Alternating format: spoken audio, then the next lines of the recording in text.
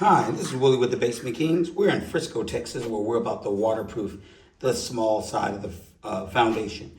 Now, I don't know any other company in the state of Texas that does this, but when we chip out our foundation walls and about to put our drains in, the first thing we do, if water's coming through the cove where the floor and the wall meet, once we remove the floor, we always like to waterproof the base area here because this is where the pressure is the greatest.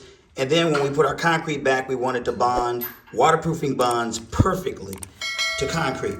Concrete doesn't bond to itself too well when you actually look at it chemically. So, but waterproofing makes it bond 100%. So you'll see that this is a little wet, and you can see in comparison, see how that's white? That's why it's not. So what we do is we'll waterproof this area right here along the interior. And when it's broken inside like that, we'll fill that in and we will waterproof that area as well.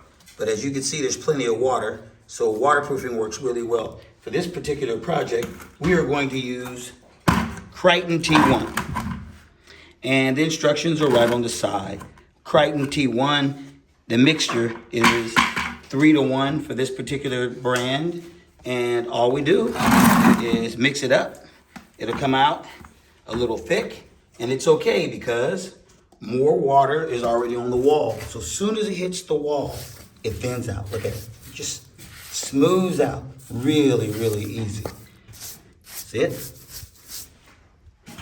Not taking that much. And that's it. We just right along inside. Right where it is. Now, by coating the rebar, as you can see, this rebar here will not rust around this section. It will keep it from rusting in the future. Now, if you use an area down at the bottom and you put plenty of it in, I'm not even wearing a glove right now. As you can tell, all I'm gonna do is touch and hit across the bar and then move on. And you see it'll melt. Wherever there's more water, it'll just melt. So therefore, as you can envision, my mix is, when you mix it, it'll stay on the brush. Look at that. Now, if it just falls off the brush very, very easily, as it was when it melted, when it was on the wall, then when you put it on, it'll be too watery. So if it's thick, just like you're looking at it here, when it hits that water, it'll come out perfect. Okay? So there's your waterproofing lesson for today. If you break that foundation, use something that's going to bond really well. You can see the rebar in it. I see a lot of projects when people show me pictures that they didn't even put the rebar back.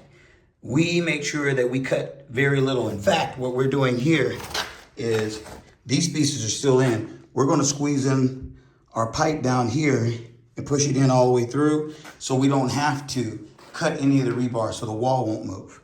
So now that we're working, let's get back and get busy. Thanks for watching. If you like our videos, then please comment, like, and subscribe to thebasementkings.net. Thank you, and have an excellent day.